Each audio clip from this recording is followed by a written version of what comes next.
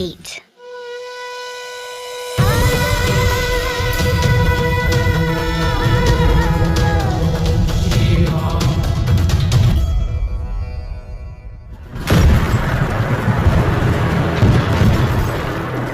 रणभूमि लहूलुहान हो चुकी थी।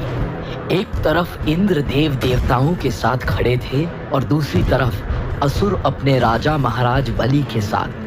बलि के सर पे हाथी के दांतों का मुकुट था और गले में नरमुंडों की माला थी। बलि के चेहरे पे जीत का तेज था और इंद्र की आंखों में गुस्सा। बलि के सामने इंद्र बच्चे के समान प्रतीत हो रहे थे।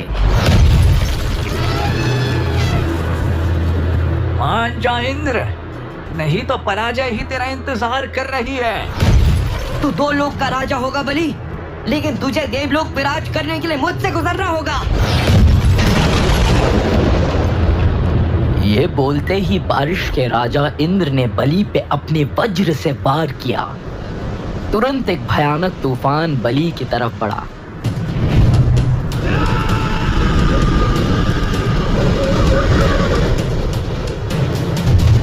मानेगा नहीं मूर्ख, तुझे मेरी शक्ति का जरा सा भी अंदाजा नहीं है। बलि ने वो कर दिखाया जो असंभव था। उसने अपने बल से तूफान को इंद्र की तरफ मोड़ दिया। जो तूफान इंद्र ने पैदा किया था, अब वो उसी की तरफ बढ़ा। तूफान एक एक करके हर देवता को अपनी चपेट में लेता गया।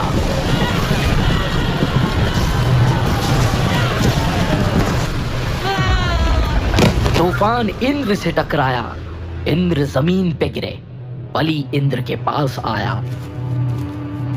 मैं ये नहीं चाहता था इंद्र, पर तेरा अहंकार मिटाना जरूरी था। राजा तू होगा एक लोक का पर ये मत भूल, मैं धरती और पाताल लोक दोनों का राजा हूँ। रुक जाओ बलि। एक अद्भुत आवाज ने युद्ध को रोका। ये आवाज इतनी शक्तिशाली थी कि इसमें समुद्र की गहराई के साथ साथ लहरों का गुस्सा भी था। इस आवाज में माँ की ममता भी थी और पिता का फटकार भी था। इसमें आग जैसा तप भी था और पानी जैसी ठंडक भी। इस आवाज ने देवों और असुरों की सेनाओं को अपने अपने स्थान पर रोक दिया। कौन हो तुम? सामने आओ। आसमान में तेज प्रकाश का पंज उभरा और उसमें से भगवान विष्णु निकल के आए। उनकी आंखों में फूलों जैसी सुंदरता थी। उनके एक हाथ में सुदर्शन चक्र था और एक हाथ में कमल। उन्हें देखते ही बलि ने हाथ जोड़े। शशिवर्णम चतुर्भुजम। बलि ने लेट के भगवान विष्णु को साष्टांग प्रणाम किया। भगवान विष्णु ने अपने हाथ से बलि को उठाया। ये युद्ध किसी के लिए अच्छा नहीं है बलि। तुम दो लोक के राजा हो और तुम्हारा तीनों लोकों पे राज करने से पूरे ब्रह्मांड का संतुलन बिगड़ जाएगा। लेकिन भगवान, मैंने देवलोक को किसी छल से नहीं, अपने बल से जीता है। बलि, तुम्हारा पराक्रम व्यर्थ नहीं जाएगा। मैं एक उपाय बताता हूँ जिससे तुम्हें देवलोक को जीतने से भी ज्यादा लाभ होगा। और इंद्र, तुम्हारे लिए भी ये उपाय अच्छा होगा। समुद्र मंथन। समुद्र मंथन? समुद्र के अंदर बड़े बड़े राज छुपे हैं। किसी की भी सोच से परे के खजाने समुद्र की गहराई में। समुद्र मंथन से ऐसी चीजें निकलेंगी जो तीनों लोगों के लिए बेहद ही जरूरी है और तुम दोनों को भी उनसे बहुत लाभ होगा। प्रभु, आप ये सब सिर्फ देवों को भी तो बता सकते थे, मुझे क्यों बताना उचित समझा? समुद्र मंथन के लिए बलि, तुम्हें इंद्र की जरूरत है और इंद्र तुम्हें बलि की। बलि, अगर तुम ये रण जीत भी जाओगे तो भी तुम्हारी भविष्य में निश्चित रूप से पराजय ही होगी। पर भगवान, इसमें मेरा क्या फायदा? मैं क्यों इस बलि का साथ दूं? इंद्र, तुम्हें ऋषि दुर्वासा ने श्राप दिया था कि तुम्हारे पास कभी भी धन नहीं होगा। अगर तुम समुद्र मंथन के लिए मानते हो तो तुम्हें ऋषि दुर्वासा के श्राप से मुक्ति मिल जाएगी। आपकी वाणी मेरे लिए आज्ञा के समान है प्रभु। अवश्य परमात्मा, पर मेरी एक विनती है। कहो। समुद्र मंथन में जो भी निकलेगा वो बराबर बराबर बटेगा, असुरों और देवताओं में। मंजूर है। क्या तुम्हें मंजूर है इंद्र? जैसे आपकी इच्छा परमात्मा। समुद्र मंथन की तैयारी शुरू हुई।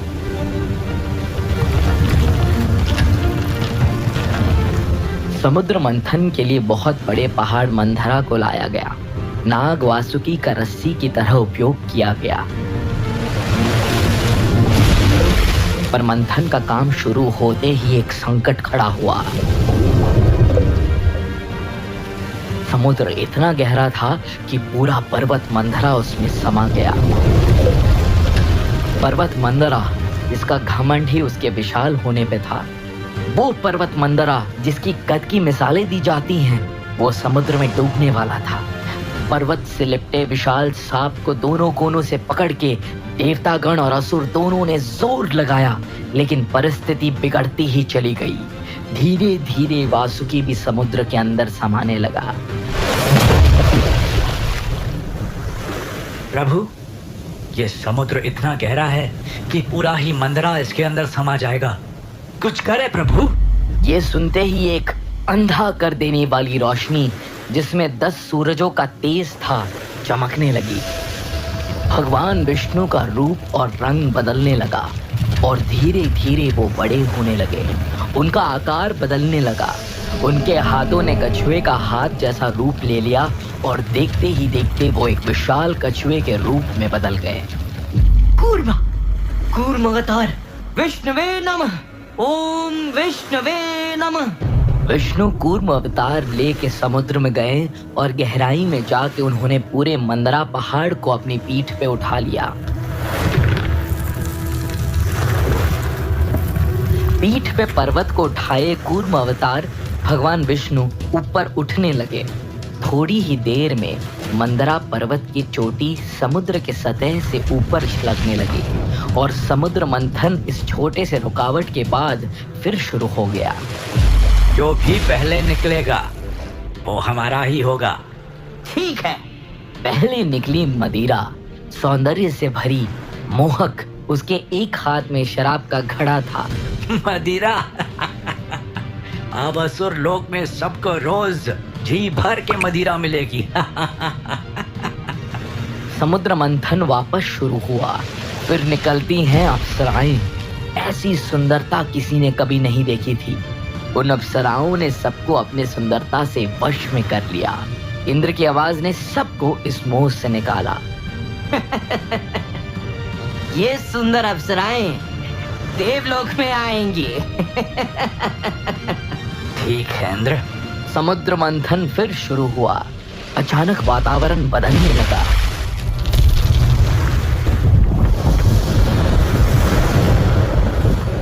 धरती कांपने लगी। आसमान काला पड़ गया और उसमें से आग के गोले बरसने लगे। सब तरफ जहरीले धुएं का कोहरा छाने लगा। देवताओं और असुरों के दम घुटने लगे। समुद्र में से एक विशाल घड़ा निकला जिसमें से काली किरणें और धुआं निकल रहा था। हलाहल, आसमान से आग बरस रही है। धरती झुलस रही है, कांप रही है। ये हलाहल जहर है। हलाहल मतलब हमने अनजाने में सारी दुनिया, तीनों लोगों को जला के राख कर सकने वाला हलाहल निकाला है। हलाहल शब्द सुनते ही देवताओं और असुरों दोनों के होश उड़ गए। सबने समंदर से निकले हलाहल को देखा।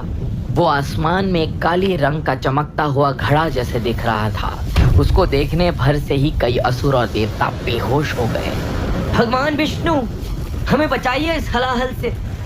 मंथन से सुंदर चीजें, लाभकारी चीजें निकलती हैं और कुरूप और नाशकारी चीजें भी। मैं इसमें कुछ नहीं कर सकता। अब हम सब का अंत आ चुका है। देवता और असुर इधर उधर भागने लगे, पर कहीं जाने का कोई रास्ता नहीं था। सब तरफ आग बरस रही थी। हवा में जहर था। तीनों लोग कांपने लगे। सब तरफ मौत का अंधेरा छा गया था।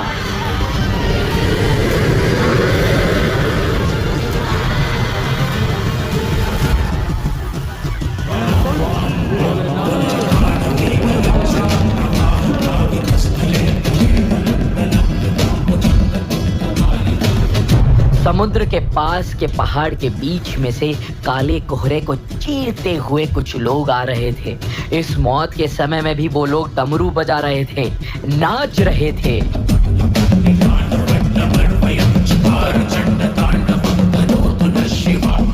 ये लोग कौन हैं? जिनकी भुजाएं जमीन तक पहुंच रही हैं, जिनके माथे पे राख लगी हुई है, गले में अस्थियों की माला और हाथ में डमरू है। कौन है ये? इन्हें अघोरी कहते हैं।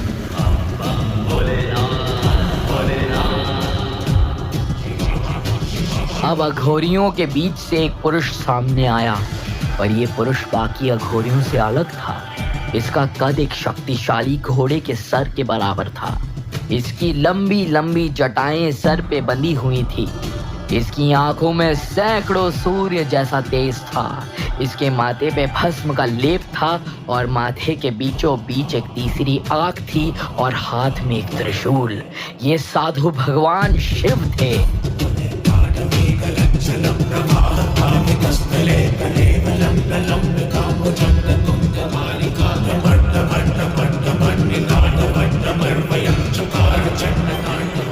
शिव हवा में उठने लगे और धीरे धीरे हलाहल की तरफ बढ़े।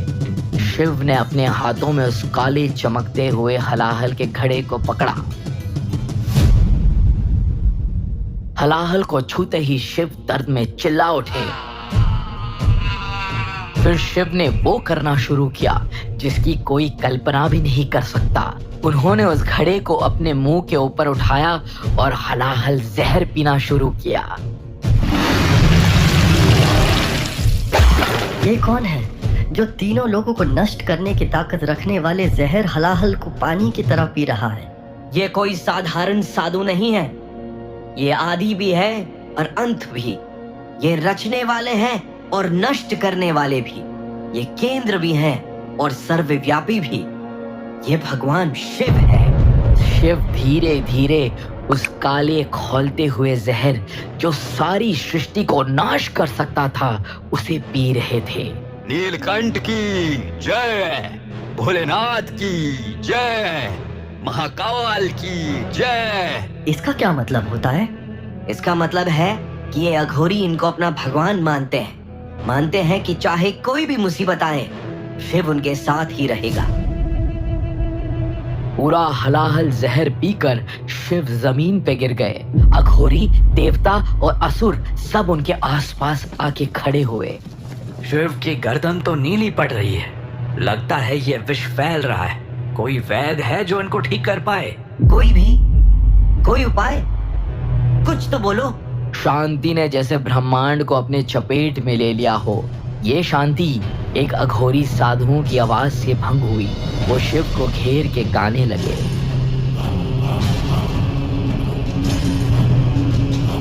शिव धीरे धीरे खड़े हुए। तभी मंधरा पर्वत से लिपटा विशाल सांप वासुकी चिल्लाया, हे प्रभु, आपने सांस्कारिक मोह माया से दूर होकर भी संसार को बचाने के लिए हलाहल ग्रहण कर लिया। ऐसा क्यों प्रभु? वासुकी, संसार के हर रूप का हर प्राणी मेरा है। मैं संसार को नष्ट कैसे होने देता? शत शत नमन आपको। मेरी एक विनती थी। आज आपने जो किया उससे मैं आपका हमेशा के लिए शिष्य और भक्त बनने को तैयार हूँ। मैं इस हलाहल विष को आपके शरीर में फैलने से रोक सकता हूँ प्रभु। कृपया मुझे अपने गर्दन में वास करने की आज्ञा दीजिए भोलेनाथ। जैसी तुम्हारी इच्छा वासुकी। वासुकी शिवा के गले के 3 चक्कर मार के बैठ गया। 3 चक्कर, एक देवलोक के लिए, भूलोक और एक पाताल लोक। वासुकी, अभी समुद्र मंथन का काम पूरा नहीं हुआ है। तुम अपना कर्तव्य पूरा करो और फिर मेरे पास चले आना। जो आज्ञा प्रभु। ओम नमः शिवाय। ओम नमः शिवाय। सब देवी, देवता और असुर सारे शिव के सामने अपने शीश झुका के उन्हें धन्यवाद किया। शिव मुड़े और फिर सारे देवों को प्रणाम किए। फिर सारे असुरों को भी प्रणाम किया और फिर सभी अघोरियों के साथ अदृश्य हो गए। शिवा वो है जो भोला है लेकिन गुस्सैल भी। वो सबसे प्यार करता है, सभी उसके ही हैं। वो नाराज तो होता है लेकिन किसी से रूठता नहीं। वो एक होकर भी अनेक है। शिवा वो है जिसमें पूरे संसार को मिटाने की ताकत है, और वो भी है जो संसार के लिए कुछ भी कर सकता है, जो कैलाश की चोटी पे रहता है और अपने भक्तों के दिलों में भी। वो है भोलेनाथ, वो है शिव। भुजाओं में अस्थियां लिए, हाथ में डमरू, 3 आंखों वाला, शेर की खाल पहना हुआ और अघोरियों से घिरा हुआ, डमरू की धुन में लीन, जिसकी नाच में गुस्सा भी हो और गुस्से में शांति। इंद्र, बलि और सभी देवी देवताओं ने शिव को नमन किया। समुद्र मंथन का काम फिर से शुरू हुआ। डमरू और ओम नमः शिवाय की गड़गड़ाहट पूरे तीनों लोकों में फैल रही थी। डमरू की आवाज कोने कोने तक पहुंचने लगी। समंदर हो या वादियां, हर जगह इस डमरू की गूंज सुनाई देने लगी। डमरू की गूंज एक पर्वत की चोटी पे एक जंगल में पहुंची और ध्यान में लीन एक स्त्री के कानों तक पड़ी। उसने अपनी आंखें खोली। ध्यान से उठी वो स्त्री सती आसमान की ओर देख रही थी। उसके चेहरे पे एक मुस्कान आ गई और उसने प्रेम से हवा को कहा, शिवा।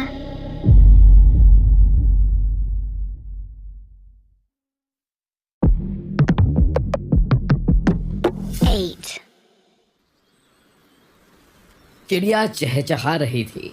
धीमी हवा चल रही थी और सुबह का समय था। जंगल में दिन की शुरुआत हो रही थी। सूरज की पहली किरणें पत्तों से होते हुए धरती को छू रही थी।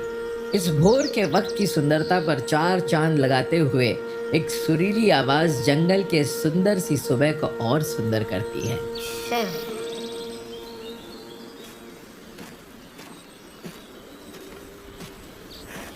मैंने कितनी बार इसको कहा है कि जंगल में ना जाया कर, समझती ही नहीं है। सती, सती कहाँ गई है अब? अच्छा यहाँ बैठी हो। हम तुम्हें कब से ढूंढ रहे हैं सती। मैंने कितनी बार कहा है, मैं जब ध्यान करने बैठूं तो मुझे परेशान मत किया करो। हाँ हाँ पता है, मुझ पे बिगड़ने से क्या होगा। मैं तो इसलिए आई थी क्योंकि तुम्हें महाराजा दक्ष ढूंढ रहे हैं। और तुम ये अब बता रही हो? चलो जल्दी, नहीं तो पिताजी बहुत क्रोधित होंगे। सती और उनकी सखियां जंगल से वापस महल पहुंची। राजा दक्ष के महल की सुंदरता इतनी थी कि मानो एक बर्फ के मुकुट से ढके हुए पर्वत का सौंदर्य भी उसके सामने फीका पड़ जाए। सती राजा दक्ष के पास पहुंची। प्रणाम पिताजी, आपने मुझे बुलाया? दक्ष किसी गंभीर सोच में डूबे हुए थे। उन्हें सती की आवाज सुनाई ही नहीं दी। ऐसा लग रहा था जैसे उनके दिमाग में बहुत सारी चीजें चल रही थी। उनके माथे पे शिकन पसीना था और आंखों में इतना गुस्सा। अपने पिता के इस रूप को देख के सती घबरा गई। हिम्मत करके वो दक्ष के नजदीक गई और उनको पीछे से कंधे पे छू के उन्हें बुलाया। पिताजी, कितनी बार कहा है कि कहीं जाने से पहले बता दिया करो। तुम्हारा ये व्यवहार ज्यादा दिन तक नहीं चलेगा सती। ध्यान रखना आगे से ये ना हो। जी पिताजी। मैं चंदेर से मिलने जा रहा हूँ। मेरी अनुपस्थिति में यहाँ की सारी जिम्मेदारी तुम पे है। देखना कि सब सुचारू रूप से चलता रहे। जी पिताजी। ये बोलकर दक्ष अपने गरुड़ा पे बैठे। गरुड़ ने अपने विशाल पंख फैलाए। दक्ष को लेकर गरुड़ा उड़ चला चंदेर देवता की ओर। दूर कहीं कैलाश पर्वत पे शिव चिंतन में बैठे थे। हलाहल ग्रहण करने के बाद शिव अघोरियों के ही नहीं बल्कि देवताओं के भी देव बन चुके थे। अब लोगों में उनके कारनामे की बात फैल चुकी थी। सुना, शिवजी ने हलाहल पी के तीनों लोगों को बचा लिया। अरे इतना ही नहीं, सुना है विष्णु जी ने खुद उन्हें प्रणाम किया है। अरे जिनके सामने विष्णु खुद ही नमन करे वो तो देवों के देव महादेव है। वासुकी समुद्र मंथन करने के बाद शिव से मिलने कैलाश पहुंचता है और देखता है कि पर्वत की चोटी पे इतने सर्द मौसम में भी शिव तपस्या कर रहे हैं, वो भी एकदम स्थिर और ध्यान में मग्न। प्रणाम नीलकंठ। प्रणाम वासुकी, तुम्हें देखकर अच्छा लगा। उम्मीद है कि तुम्हारी यात्रा में ज्यादा तकलीफ नहीं हुई होगी। नहीं प्रभु, यात्रा तो ठीक ही रही। आप कैसे हैं प्रभु? मैं भी ठीक हूँ वासुकी। बस एक प्रश्न है जो मेरे दिमाग में तब से चल रहा है जब से समुद्र मंथन हुआ है। वो कौन सा प्रश्न है प्रभु? ये लोग मुझे देव की तरह क्यों देख रहे हैं? नीलकंठ, हलाहल ग्रहण करना किसी साधारण आदमी या अघोरी के बस की बात नहीं है।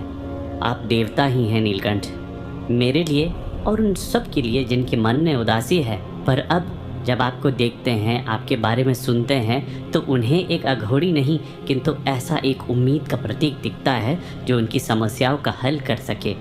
आप वो हो जिसके सामने साक्षात भगवान विष्णु ने हाथ जोड़े हैं, जिनके सामने इंद्र ने शीश झुकाया है। आप देवों के देव हैं, महादेव हैं। हर हर महादेव, हर हर महादेव, हर हर महादेव। अभी कैलाश पे कुछ लोग आ पहुंचे। उनके सामने एक ऋषि थे। सबने आके शिव के सामने हाथ जोड़े। फिर वो ऋषि आगे बढ़े। उनकी आंखों में गहरा दुख था। हे नीलकंठ, मेरा नाम मृकंड है। मैं वो अनुभव कर रहा हूँ जो एक जीव के लिए सबसे ज्यादा दुखद होता है। क्या? प्रभु, एक जीव के लिए उसके जीवित रहते हुए उसके बच्चे की मृत्यु हो जाना ही सबसे दुखद होता है। इस ब्रह्मांड में कोई और दुख किससे बड़ा नहीं और कोई भी खुशी नहीं जो इस दुख को कम कर सके। मेरे पुत्र को बचा लो नीलकंठ। पूरी बात बताओ पूज्य मृकंड। मेरा पुत्र मार्कंडे बचपन से ही आपकी आराधना करता है। कहता है शिव सर्वव्यापी हैं, सबकी रक्षा करने वाले हैं, सबसे प्रेम करने वाले हैं। उसने एक मिट्टी से एक ढांचा बनाया और उसने उस ढांचे को आपका नाम दिया प्रभु। वो उसे शिवलिंग बुलाता है। कहता है इसमें आपकी सारी शक्तियों का एक प्रतीक है। पर अब उसका जीवन खतरे में है। अपने भक्त को बचा लीजिए प्रभु। क्या संकट है उसके जीवन पे? उसे कल ऐसा प्रतीत हुआ कि यमराज उसकी तरफ बढ़ रहे हैं। उसने खुद मुझसे कहा। उसकी वाणी कभी गलत नहीं होती प्रभु।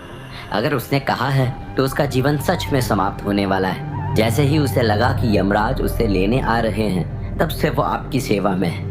कहता है जीवन में जितने थोड़े से पल बचे हैं वो आपकी पूजा में बिताना चाहता है। बचा लीजिए प्रभु,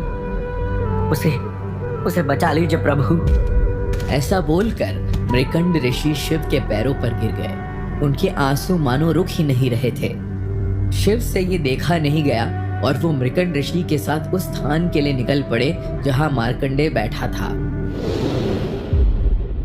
दूसरी ओर राजा दक्ष भगवान चंदेर से मिलने उनके घर पहुंच गए। आइए ससुर जी, राजा दक्ष आइए। चंदेर, मुझे तुमसे अकेले में बात करनी है।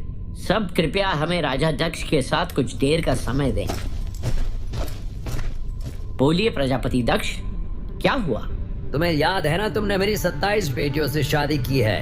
जी, पर आप ऐसे क्यों कह रहे हैं? याद दिलाना जरूरी है चंदेर कि तुम्हारी शादी सिर्फ मेरी बेटी रोहिणी से नहीं, उसकी 26 बहनों से भी हुई है।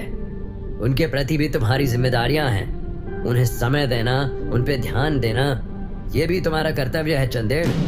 मैं कोशिश करता हूँ प्रजापति, लेकिन मैं सिर्फ रोहिणी से ही प्यार करता हूँ। और अगर मैं आपको वचन दे भी दूं कि सबके साथ समान व्यवहार होगा तो वो झूठ होगा। देखो चंदेर, ये बेकार की बात है। मैंने जब अपनी बेटियों की शादी तुमसे करवाई थी, तब मुझे उम्मीद थी कि तुम मेरी सभी बेटियों को समान समझोगे, सभी को पत्नी होने का सुख दोगे। मैंने कोशिश हमेशा से ही की है प्रजापति, पर आप समझने की कोशिश कीजिए। क्या समझाने की कोशिश करूं? तुम जो कह रहे हो तुम्हारे हिसाब से क्या वो सही है? आप गलत नहीं है ससुर जी, पर आप मेरा नजरिया भी समझने की कोशिश करें। देखो चंदेर, बहुत बात हो गई। मुझे अब और इस बारे में बात नहीं करनी। इससे मेरी आखिरी चेतावनी समझना। महाराज दक्ष, आप मेरे ससुर हैं, लेकिन ये मत भूलिए कि मैं एक देव हूँ, चंदेर देव। मुझे चेतावनी देने की गलती मत कीजिएगा। तुम्हारा अहंकार ये है जो तुमसे ये सब बुलवा रहा है चंदेर। तुम्हारी खूबसूरती में बहुत अहम है ना। जाओ, आज से ये मेरा श्राप है कि तुम अपनी रोशनी खो दोगे और धीरे धीरे इतने बीमार पड़ोगे कि ना तुम्हारी रोशनी बचेगी और ना ही तुम। प्रजापति, इतना बड़ा श्राप! प्रजापति, मैंने कुछ ज्यादा बोल दिया हो तो मुझे क्षमा करें प्रजापति, लेकिन तुम्हारे अहंकार ने तुम्हें इस जगह पहुंचाया है चंदेर। दोष मुझे नहीं, अपने अहम को दो। और जहां तक की श्राप की बात है, एक प्रजापति अपना वचन और श्राप कभी वापस नहीं लेता। ये कहकर दक्ष चंदेर के महल से निकल गए। चंदेर को श्राप देकर राजा दक्ष अपने महल में पहुंचे। सती उनका इंतजार कर रही थी। अपने पिता को वापस महल में आते देख वो तुरंत उनके पास गई। पिताजी, आप बहुत गुस्से में महल से निकले थे, सब ठीक तो है ना? मैं चंदेर से मिलने गया था। आप अभी भी गुस्से में हैं। वहाँ क्या हुआ? हर बात जानना जरूरी नहीं होता बेटी। ये बोलकर राजा दक्ष अपने कमरे में चले गए। तभी महल के बाहर बहुत सा शोर सुनाई देने लगा। लोग डर के मारे चिल्ला रहे थे। बाहर निकलते ही सती को अपनी सखी दिखाई दी। उसका चेहरा डर से पीला पड़ गया था। सती, वो चांद। महल के बाहर लोगों की भीड़ जमा थी। सब डरे हुए आसमान की ओर देख रहे थे। सती ने आसमान में देखा। आसमान में चांद दिखाई दे रहा था, लेकिन निर्मल रोशनी नहीं, लाल रोशनी देता हुआ। क्या? ये चंद्र इतना लाल कैसे? चंद्र की रोशनी को क्या हुआ? कहीं सुनी बातों से पता लगा है कि इसके पीछे किसी महान प्रजापति का हाथ है। उधर अपने महल में चंदेर दक्ष के जाते ही बीमार पड़ने लगा था। उसका शरीर सूख के हड्डियों का ढांचा भर रह गया। उसके लिए बोल पाना मुश्किल हो गया था। 37वें दिन चंदेर के महल में नारद मुनि आए। नारायण नारायण। प्रणाम नारद मुनि। ये दुर्दशा कैसे हुई महाराज चंदेर? श्राप दक्ष। नारायण नारायण। ये प्रजापति का श्राप है चंदेर। ये दुर्गति बढ़ेगी और इसके कम होने की उम्मीद ना के बराबर है। तो क्या किया जाए? कोई सहायता? कोई है जो मेरी मदद कर सकता है? अब तो एक ही है जो तुम्हारी सहायता कर सकता है। वो कौन? मृकंड के साथ शिव उनके पुत्र मार्कंडेय के पास पहुंचे। मार्कंडेय एक गुंबद रूपी मिट्टी के आकार को गले लगाकर बैठा हुआ है। ऐसा लग रहा था कि इस बच्चे ने कई दिनों से ना कुछ खाया था ना कुछ पिया था। उसकी कमजोर हालत में भी वो मुस्कुराया। उसकी आंखों से शिव के प्रेम के आंसू बहने लगे। उसने शिव के सामने हाथ जोड़े। मुझे आपके दर्शन हो गए। मेरा जीवन साकार हो गया। अब मेरे जीवन के समाप्त होने का मुझे कोई दुख नहीं है। शिव प्रेम से मुस्कुराए, लेकिन तभी उन्होंने देखा शिवलिंग के पीछे एक बड़ा सा और बहुत ही भयानक दिखने वाला जीव था, जो कद में बहुत ऊंचा, काले रंग और गोल सींगों वाला था। उसकी नाकों से धुआं निकल रहा था। वो एक विशालमय भैंसा था और उस पे बैठे हुए थे मृत्यु के देवता भगवान यमराज। उनके एक हाथ में रस्सी का पाश था और दूसरे हाथ में गदा थी और उनके चेहरे पे एक मोहक मुस्कान थी। यमराज शिव को देखते ही चौंके। फिर उन्होंने मार्कंडेय को शिवलिंग को गले से लगाए हुए देखा। यमराज, छोड़ दो इस बच्चे को। शिव, मौत का समय नहीं बदला जा सकता। जीवन का सबसे बड़ा सत्य ही मृत्यु है। जो संसार में आया है उसे एक दिन आगे की यात्रा पे निकल जाना होता है। हर किसी की मृत्यु का समय निर्धारित है। मैं उसे नहीं बदल सकता। मैं जानता हूँ यमराज, पर अभी ये बच्चा बहुत छोटी उम्र का है और मैं इसका रक्षक हूँ। तुम्हें इस बच्चे को ले जाने की आज्ञा मैं नहीं दूंगा। ये विधि का विधान है और होनी को कोई नहीं टाल सकता। शिव, मार्कंडेय का जीवन लेने की कोई सोचता भी है, वो सीधा मुझे चुनौती दे रहा होगा। अचानक धरती डोलने लगी। एक भूकंप शुरू हो रहा था, क्योंकि धरती पे देवों के देवता शिव और मृत्यु के देवता यमराज युद्ध के लिए आमने सामने खड़े थे। इस युद्ध के डर से धरती कांप रही थी। मैं अपने कर्तव्य से पीछे नहीं हट सकता। मैं भी नहीं। यमराज और शिव एक दूसरे की ओर बढ़े।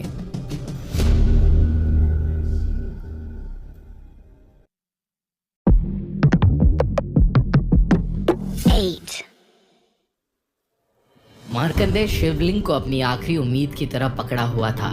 यमराज और शिव एक दूसरे के आमने सामने खड़े थे। यमराज ने अपना मृत्यु का पाश अपने हाथ में लिया।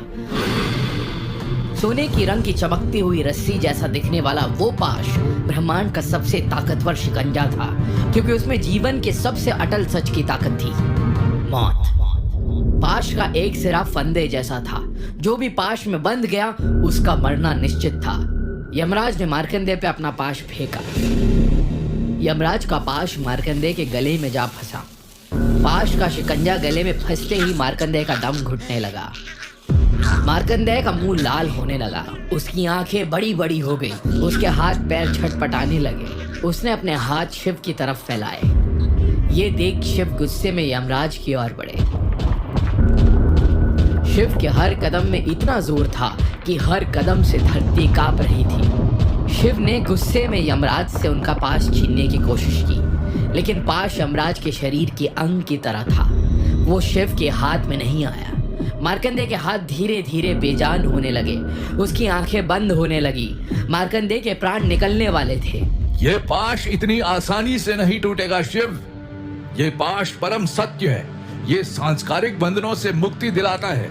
इस पाश से ना कोई बच पाया है और ना ही कोई इसे तोड़ सकता है। घमंड ही परम जाल है यम, और अपने आप को सांस्कारिक मोह माया से मुक्त करना असली मुक्ति। शिव ने अपनी पूरी ताकत से पाश को खींचा। पाश का एक एक रेशा टूटने लगा। आसमान में काले बादल छा गए, दिन में अंधेरा छा गया। सारी सृष्टि डोलने लगी, मानो ब्रह्मांड कुछ कहना चाहती थी, जो होने वाला था उसे रोकना चाहता हो। और जैसे ही पाश जरा सा कमजोर होता, जोरों की बारिश अपने साथ लाता। पर यह बारिश अलग थी। ये बूंदें ठंडी नहीं बल्कि गर्म थी, क्योंकि इसमें संसार के नियमों का भी अंगार था। वो पाश जो काले रंग का था और बेहद ही मजबूत लग रहा था, वो एक ही झटके में काफी कमजोर हो गया। सारे संसार की जीव जंतुओं की चीखों से आसमां भर गया। मैं तुम्हें आखिरी चेतावनी दे रहा हूँ। इस पाश का टूटना मतलब संसार के संतुलन का टूटना भी होगा। छोड़ दे मार्कंडेय को। मेरा इस बच्चे को छोड़ देना या आपकी चुनौती से पीछे हट जाना, दोनों ही गलत होगा। यमराज की बात सुनकर शिव ने गुस्से में आसमां की ओर देखा और चिल्लाया। वो चीख इतनी बुलंद थी कि ब्रह्मांड में हर कोने तक उसकी गूंज पहुंची। शिव की चीख के बाद एक और आवाज ब्रह्मांड में फैली, और भी बुलंद और भी भयानक। वो आवाज पाश के टूटने की थी। यमराज शिव को देख रहे थे और फिर पाश को। यमराज, कोई भी चीज अविनाशी नहीं होती। पाश तो टूट गया, अब तेरे घमंड की बारी। शिव की बात यमराज के कानों में पड़ी ही नहीं। यमराज ने अपने जीवन में ऐसा बल किसी में नहीं देखा था, और आगे उनके साथ जो होने वाला था वो उसके लिए तैयार नहीं थे। ये आपने किया। वो अपनी बात खत्म कर पाते उससे पहले ही शिव ने उन पर वार कर दिया। एक ही लात से उन्होंने अपने स्थान पर हैरान खड़े यमराज को धरती पर गिरा दिया। शिव के सर पर खून सवार था। तभी यमराज ने शिव के पैर पकड़ लिए। मैं अपना पराजय स्वीकार करता हूँ प्रभु। प्रभु, आपने मुझे ही नहीं मृत्यु को भी पराजित कर दिया। प्रभु, इस संसार में जितनी जरूरी जिंदगी है उतनी ही मौत भी है। संसार में मृत्यु ही एक अटल सत्य है। जिसने भी संसार में जन्म लिया है वो एक दिन मर भी जाएगा। मौत नहीं होगी तो कोई जीने की कीमत नहीं समझेगा। जीवन में कर्म का कोई मतलब नहीं रहेगा। और सबसे बड़ी बात, जन्म और मरण का चक्र खत्म हो जाएगा तो संसार में असंतुलन पैदा होगा, और ये असंतुलन इस संसार को खत्म कर देगा। कृपया कुछ करे प्रभु, इस संसार को बचा लें। यमराज के इतना बोलने और गिड़गिड़ाने पर भी शिव का गुस्सा शांत नहीं हुआ। वो सुनना ही नहीं चाहते थे। तभी उनके कानों में एक बच्चे की आवाज पड़ी। क्षमा कर दीजिए प्रभु। वो आवाज मार्कंडेय की थी, जो शिव के चरणों को पकड़कर विनती कर रहा था और रो रहा था। शिव और यमराज दोनों इस दृश्य को देख के चौंक गए। ये तुम कह रहे हो मार्कंडेय? जी प्रभु, मान जाइए, मृत्यु से मेरा भय तभी खत्म हो गया था जब मेरे सामने आप साक्षात आए। लेकिन प्रभु, संसार का जितना बड़ा हिस्सा जन्म है उतना ही बड़ा हिस्सा मृत्यु भी है, और किसी का भी अमर होना, वो भी इस धरती पर, वो सिर्फ और सिर्फ एक श्राप ही हो सकता है। इस श्राप से मुझे और इस संसार को मुक्त कर दीजिए प्रभु। शिव दुविधा में थे। एक तरफ उनका कर्म था जिसे वो सही समझते थे, और दूसरी ओर सांसारिक संतुलन। उनका गुस्सा अब शांत हो चुका था। उन्हें अब समझ आ रहा था कि उनसे क्या हो गया था और इसका संसार पर क्या असर होगा। मुझे माफ करना यमराज, लेकिन मैं इस पाश को जोड़ नहीं सकता। मौत का पाश टूटने के बाद जुड़ नहीं सकता। ऐसा ना कहें प्रभु, अनर्थ हो जाएगा। शिव की दुविधा और संसार को बचाने के लिए विष्णु जी प्रकट हुए। उनको देखकर सबके शीश झुक गए, शिव के भी। भगवान विष्णु शिव की तरफ आए और उन्हें कहा, इस संसार का नियम है कि चीज टूट जाए तो वो कभी भी अपने पहले वाले रूप में नहीं आती। लेकिन अगर कोई है जो संसार के नियमों को संसार के हित के लिए मोड़ने की काबिलियत रखता है तो वो आप ही है शिव। लेकिन चाह होने से ऐसी कोई भी चीज नहीं जो संभव नहीं। अपनी शक्तियों को समझिए और कोशिश कीजिए। शिव ने पाश के 2 टुकड़ों को अपने हाथों में उठाया। फिर जब उन पाश के 2 टुकड़ों को मिलाने की कोशिश की, तभी एक जोर का धमाका हुआ और पाश में से तेज रोशनी निकली। पाश तो जुड़ गया प्रभु। आपने ना केवल मौत के पाश को तोड़ दिया जो असंभव था, आपने उसे वापस जोड़ भी दिया। आपने मौत को जीत लिया। आप महाकाल हैं शिव। प्रभु, आज से मैं शपथ लेता हूँ कि जो कोई आपको याद करेगा, मौत पास होने पर भी वो मृत्यु को आप ही की तरह हराने में सफल होगा। उस दिन से लोगों ने शिव का एक और नाम रख लिया, महाकाल। दूसरी तरफ सती को जैसे ही पता चला कि दक्ष के कारण ही चंदेर का ये हाल हुआ है, वो दक्ष से बात करने गई। ये लोग जो कह रहे हैं, क्या ये सच है? किस बारे में? चंद्र के बारे में। चांद की शीतल रोशनी अंधेरे में लोगों को सहारा देती है। अब चंदेर की रोशनी लाल हो चुकी है। लोगों की आंखों में डर और सवाल भी है। सब ये कह रहे हैं कि इसके पीछे आपका हाथ है। कृपया मुझसे सच नहीं छुपाइए पिताजी। जो हो रहा है सब चंदेर की गलती है। चंदेर सिर्फ तुम्हारी बहन रोहिणी से प्यार करता है, सिर्फ उससे। मेरी बाकी 26 बेटियों से नहीं। क्या उन्हें प्यार की जरूरत नहीं? मैंने उससे कई बार कहा कि उसे अपना बर्ताव बदलना चाहिए, पर वो सुनने के लिए तैयार नहीं था, क्योंकि उसे अपने रूप पे घमंड है। गुस्से में आकर मैंने उसे अपना रूप और ताकत खोने का श्राप दे दिया। क्या आपने अपने दामाद को श्राप दे दिया? इससे आपकी बेटियों को प्यार मिल जाएगा। आपके इस कारनामे ने बस एक आदमी को खुशी पहुंचाई है, और वो हैं आप। मैंने चंदेर से वही छीना जो उसका गुरूर था। मैंने कुछ गलत नहीं किया सती। तुम अभी नहीं समझोगी बेटा, जब तुम माँ बनोगी तब तुम्हें समझ आएगा। हो सकता है कि मैं कई चीजें ना समझती हूँ, लेकिन इतना तो समझ आता है कि आपको अपनी बेटियों से ज्यादा अपना अहंकार प्यारा है। आपने अपने घमंड के लिए अपनी सभी बेटियों को और सारे संसार को मुसीबत में डाल दिया है पिताजी। मैंने हमेशा सही फैसले लिए हैं सती, वो चाहे तुम्हारे लिए हो या फिर तुम्हारी बहनों के लिए। और मेरे फैसलों के हिसाब से जो नहीं चलेगा उसे भुगतना पड़ेगा। बस अगर कल मुझे किसी से प्रेम हो जाए जो मेरे लिए अच्छा वर हो पर आपको पसंद ना हो, और मैं आपके फैसले के खिलाफ उससे शादी कर लूं, तो क्या आप मेरे और उसके साथ भी वही करेंगे जो आपने चंदेर के साथ किया? हाँ, मैं वही करूँगा। ये सुन के सती को बहुत ठेस पहुंची, पर एक और आदमी था जो इससे बहुत ज्यादा पीड़ा महसूस कर रहा था। वो थे चंदेर देव। चंदेर बहुत कमजोर और हताश हो चुके थे, और सिर्फ नारद मुनि ही उन्हें उनकी समस्या का समाधान बता सकते थे। नारायण नारायण, तुमने उस अघोरी के बारे में सुना जिसने हलाहल ग्रहण किया? हाँ, सुना है मुनिवर। वही तुम्हारी मदद कर सकता है। वो लेकिन मिलेगा कहाँ? कैलाश की उन चोटियों पर उसका घर है जहाँ आज तक कोई नहीं पहुँच पाया। तुम्हें उससे मिलने के लिए वहीं जाना होगा। क्या नाम है उसका? उसको लोग शिव के नाम से जानते हैं, और कुछ लोग उसे नीलकंठ भी बुलाते हैं। तुम्हारे पास ज्यादा समय नहीं है चंदेर। कैलाश की यात्रा तुम्हारी हालत में लगभग असंभव है, और हालत बिगड़ते बिगड़ते यात्रा तुम्हारे लिए और कठिन होती चली जाएगी। तुम्हें तुरंत निकलना चाहिए। नारायण नारायण। चंदेर अपनी कैलाश की यात्रा पर निकल गए। दक्ष के श्राप के बाद